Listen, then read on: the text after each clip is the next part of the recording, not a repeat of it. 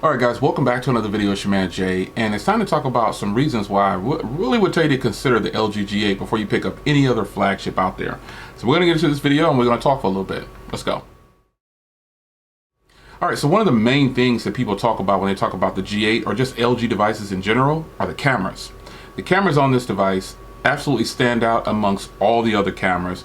One feature that it does have is portrait video, and I think this is something that I've used. Now, as you can see now, I'm using my DSLR with a 24mm lens, and you can see the background is kind of blurred and it's more focused on my face. LG can do that. While it's not this type of quality and while the audio is nowhere near as good as a DSLR, it can do it. And so for a cell phone, that's a huge improvement. Let me give you a sample of portrait mode right now. So here's a quick sample of portrait video, and this is something that LG phones can do and other phones can't.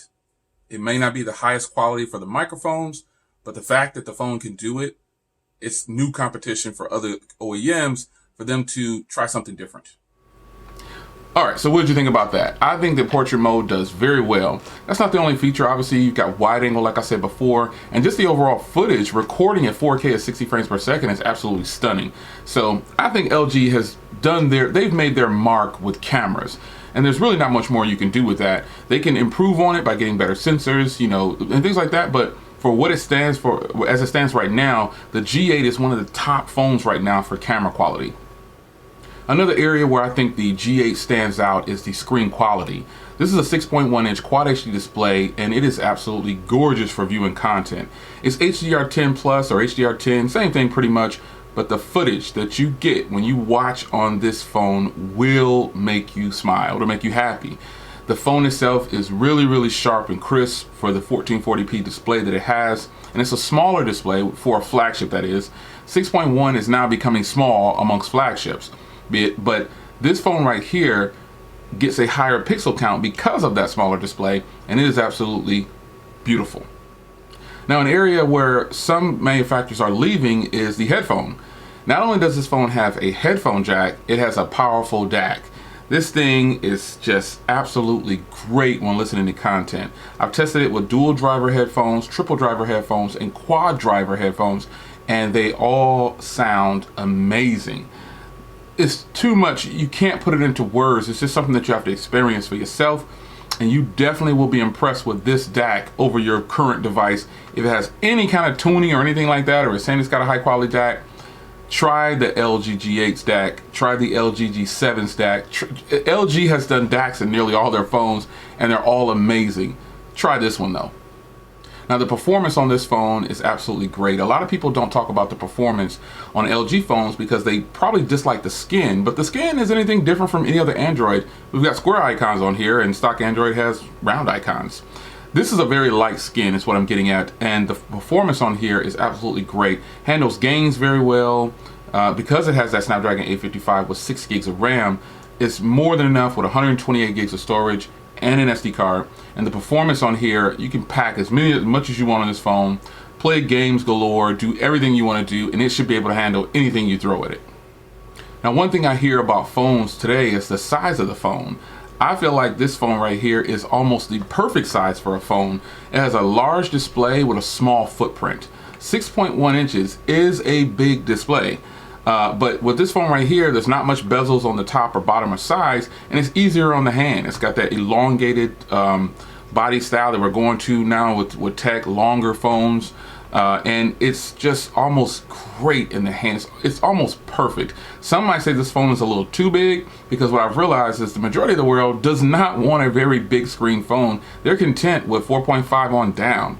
So this phone is 6.1, but it's got a small footprint, and I urge you and encourage you, hit your local stores, pick it up, play with it, find someone who has one. I think you'll really enjoy the size of this phone. Now, something about this phone that stands out is Hand ID. You can unlock the phone with your face because it has a time of flight camera alongside that front camera there, and it works just like the iPhone. That's the best demo. If you point your camera at this phone, you'll see a little red light flashing. You might see that and think, okay, what's going on with this? But that is the sensor scanning for your face. So the biometrics are really strong on here. Face ID is really fast on here, but more importantly, again, you have Hand ID. Hand ID is something that they brought into the market, and they decided to put it on the G8. It's not so much a gimmick, it's more along the line at this point for me getting it to work. If you put it in direct sunlight or really bright light, you probably won't get it to work, but you gotta have the right lighting, the right tone. It'll read your hand and it'll pop open the phone just like that. It doesn't just open the phone up for you either. You can control the volume and all these different things. You can swipe and those. I have yet to get any of that to work, but the fact that it's there means that you can get a software update and it can improve over time. But features and options, you got a fingerprint reader, hand ID, face ID, the notes, the regular notes and things like that, the note apps that's on nearly every LG device. This phone's a win when it comes to features. It has its own little style to it, and I think people will really love it if they tried it. Now the battery life on this thing is actually really good for me. Pulling in about 5 to 6 hours of screen on time on average on every charge is really good. I believe this phone has a 3500 milliamp hour battery inside, and that's a pretty big battery for a phone. But when you have a Quad HD display, which you can turn the Quad HD display down to 1080p, I don't do it because I want to watch everything in the highest quality if I can do it.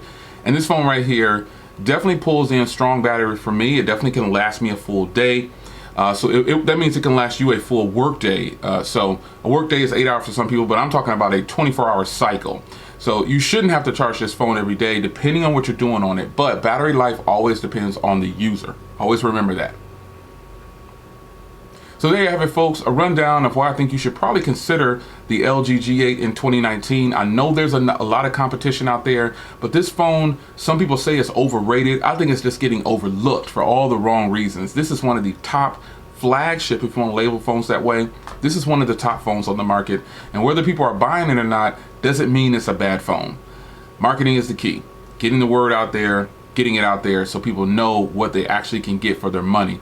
And right now, the T-Mobile version probably is one of the best selling ones because it has this color, and then also it's the more affordable one in price. So after 40 bucks or 40 days, it's unlocked for free on T-Mobile if you pay full cost. Well, a lot of people don't pay full cost, but I like to live unlocked when I can. And anytime there's an exclusive color, sometimes it goes to T-Mobile, so I have to buy the T-Mobile variant. So I really like this like crimson red color. It's really beautiful. The overall package of this phone is simply complete to me. I think this is close to a 10 as you could possibly get. Things that I didn't mention is wireless charging, waterproofing. Those are all there. And that's why that price tag matches, and you're getting a lot of phone right here for that price. So you can grab this on AT&T, I believe, for $829, but they're giving 200 bucks off, which kind of matches T-Mobile. I think technically T got his for 200 bucks off, so it almost matches T-Mobile's pricing. B&H has it for $699, period, and you get 3 months of service, so that's another good price tag. And in Best Buy, you can get it for $649. There's a whole bunch of deals out there on this phone, and the phone seems to be getting overlooked for all the wrong reasons. But I say this phone is totally worth the money. And even if it were $829, which I think is the peak price, it's still priced lower than nearly all the flagships on the market. So what does that mean? That means that if LG doesn't push this phone, no one will ever know about it. And you'll only hear about it from people like me and other people who cover LG. It's your man Jay. I'll see you in the next one. Take care.